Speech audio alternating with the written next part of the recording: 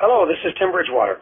I want to be your next U.S. Senator, and I'm starting by holding a live discussion right now with delegates like you about where America and the Republican Party are heading. Stay on the line, and you'll have an opportunity to ask me questions about the issues most important to you. Please join our conversation as we discuss standing up for personal responsibility, limited government, and protecting the traditional values and principles that have made our country great. If you don't have time to speak with me tonight, I encourage you to attend an event when I'm in your area. For information on my campaign or a list of events, please visit my website at timbridgewater.com. From there, you can send me an email or sign up for news updates. Please stay on the line and welcome to my live telephone town hall meeting.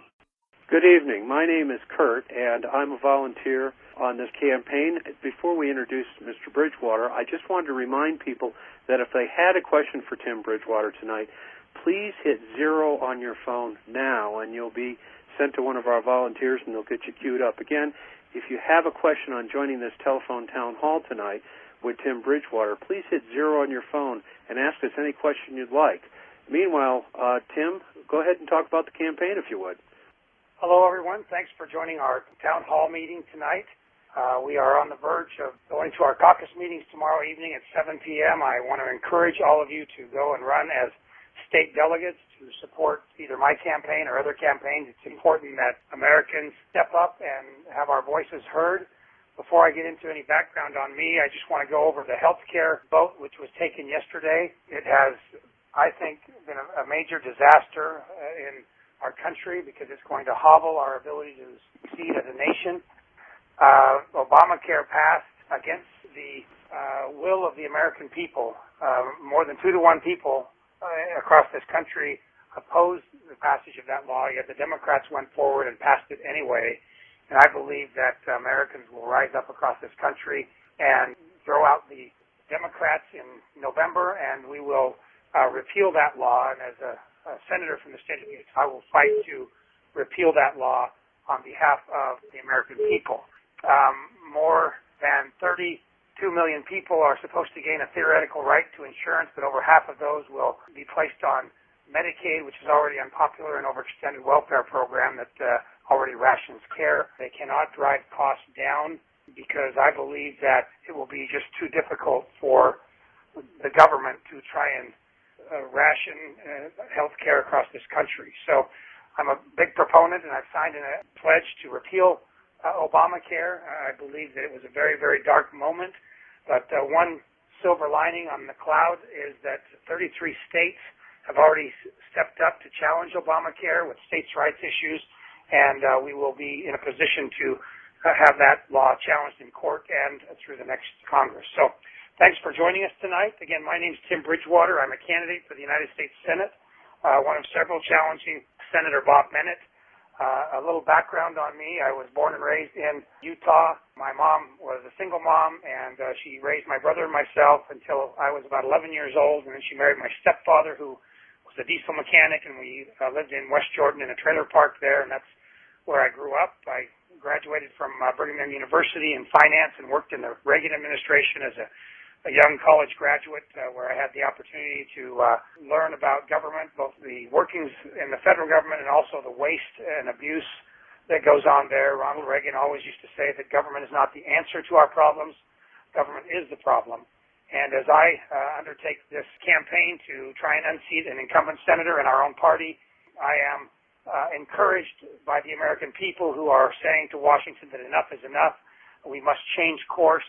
Senator Bennett is not part of the solution to the problems that this country faces. He's part of the past, and most people that I meet across the state are looking to send a new generation of leaders to Washington to try and fix the mess that our country is in.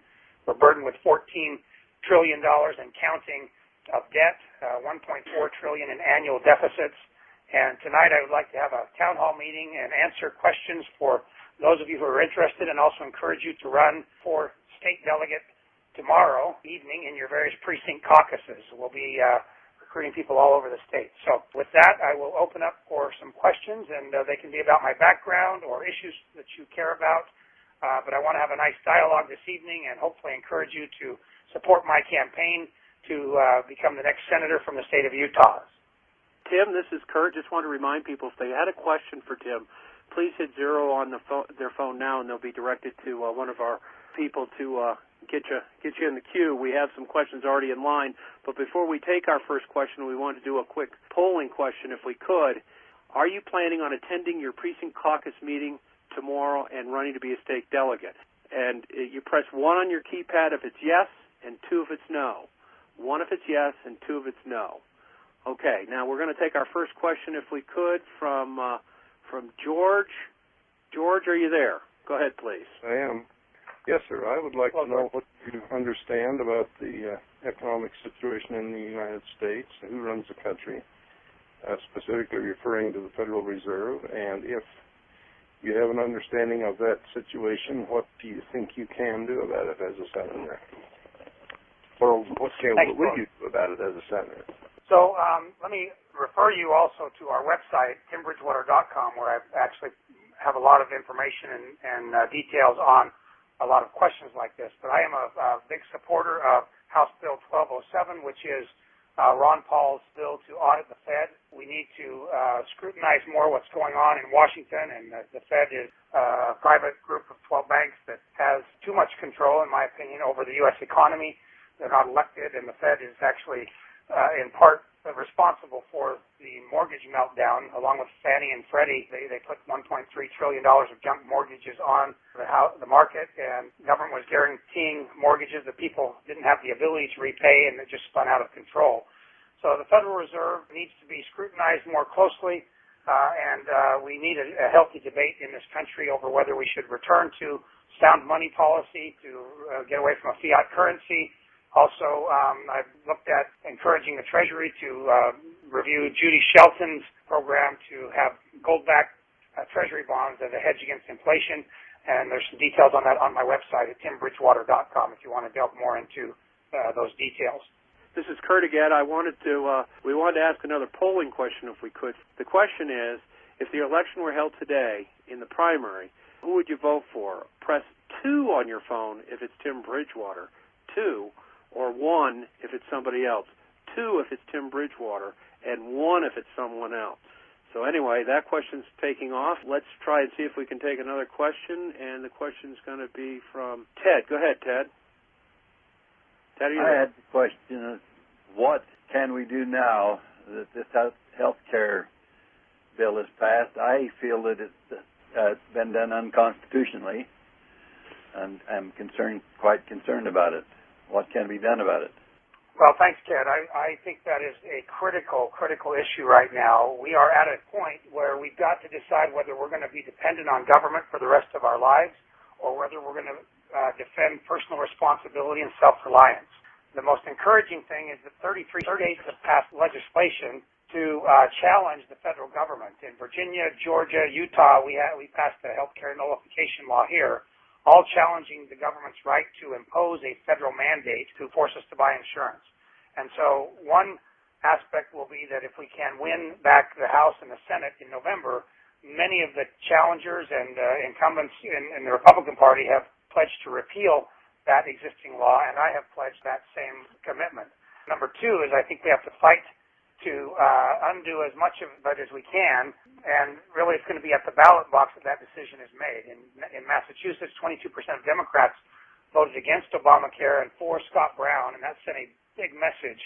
Now there is a question of constitutionality under this bill. There's a question of whether or not the Democrats failed to follow the Constitution in passing a bill in the underhanded ways that they moved this bill forward over the weekend. So there are yet quite a few challenges. But elections have consequences, and Republicans failed to lead when we had control. And therefore, the Democrats were able to win in the last election cycle, and we have to step up as a nation, I believe, and throw out the incumbents and bring a new generation of leaders. That's why I'm running. I am fed up with what's been happening in Washington. They're spending our kids and our grandkids into bankruptcy. And as your senator, if I'm elected, I will fight every year, every month, every day to reduce the debt, to reduce the size of government, and to free up the private sector. I'm a small businessman. I understand that government does not create solutions to our problems. They get in the way, and we have to free up the economy, have free enterprise, and create jobs outside of the government. Barack Obama says he created or saved jobs. Government does not create jobs. They create deficits. And as your senator, I will fight to make sure that small businesses can thrive in this country and don't have the burden of high taxes and high regulations to make it more and more difficult to compete.